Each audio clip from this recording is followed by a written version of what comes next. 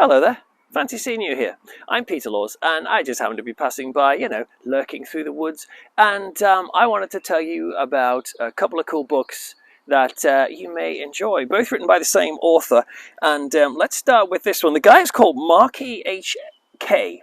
Marquis H.K. Now, I've known about him for a while now. He's written like various books on, I think he's done some books on punk music. I'm sure he's done a book on like ladies' lingerie or something. But the books I know him for are these two. So I'm going to show you. So this one is called Faces of Horror. This is a book that is a kind of showcase of the horror genre and explores all sorts of different aspects of horror films. And the cool thing about Marquis is he's got a similar taste to me in that there's a lot of stuff. He likes a lot of stuff, but there's a lot of cool stuff from the sort of the 70s, the 80s, classic horror. And as you can see, this is a big book with let you have a little look inside. Oh, can you see that with the light? And there's all sorts of stuff covered in the book. He has a particular interest in serial killers, and so there's stuff to do with serial killers in the book. But no, look, he's exploring films like Hellraiser or Stephen King films, The Legacy of John Carpenter, and really sort of digging deep into not only the films themselves, but what makes them enduring, and what is it about the horror genre that is so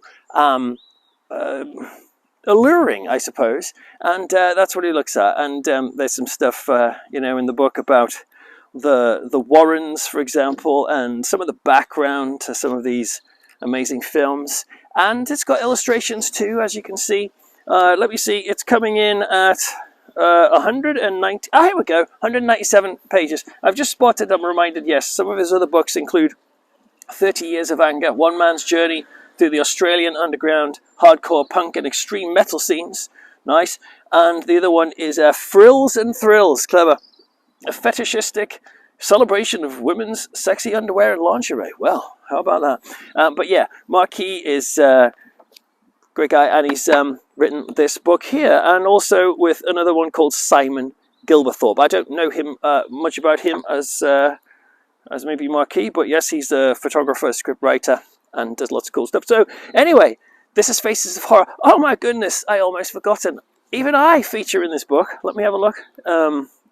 I actually contributed something. There's something in here about horror sequels. People seem to dislike sequels and think they're like a travesty. But in this, I wrote a little section in this, which was defending the horror sequel, basically, because to me, horror sequels just seem to... Everyone complains about them when they come out. Oh my word, they're remaking Nightmare on Elm Street. Oh my word, they're remaking Friday the 13th. But have you noticed how they just kind of fizzle out after a while? And we just tend to talk more about the original. And also, what's good about horror sequels is that they often prompt a reevaluation and a reappreciation of the original. When the sequel comes out, it can sometimes be a gateway for people to discover the original, but also it can prompt distributors to bring out like special editions of the original version to tie in with the new cinema release. And actually, that for fans of retro horror, that can only be a good thing. And hey, if the sequel is even better than the original, which does sometimes happen, The Thing, for example, The Fly, for example, then they take the throne as the new king. So I'm not bothered about horror sequels, but I know that some people are. So anyway, that's Faces of Horror. But check this out. If I blow on it, it's magic, right? If I blow on it, it becomes a different book. Watch. It turns into Eerie Planet. This is a different book by Marquis. And this is a cool book because it's him basically kind of exploring dark tourism. And he's very well travelled. He travels all over the place. And it says from the back here, from the murky depths of Loch Ness to the castle ruins of historical tyrants Elizabeth Bathory and Vlad the Impaler, this fully illustrated book captures one man's journey that has taken him to all the corners of the planet. Now, there's some places in here that I've been to, places in Transylvania and Loch Ness and other places like that. the Spooky Church in Clop Hill in Bedfordshire. All these sorts of things are covered, but there's also a bunch of other places I've not been to before where he goes to, Auschwitz, for example, and a lot more. But anyway, have a look to see what it looks like inside.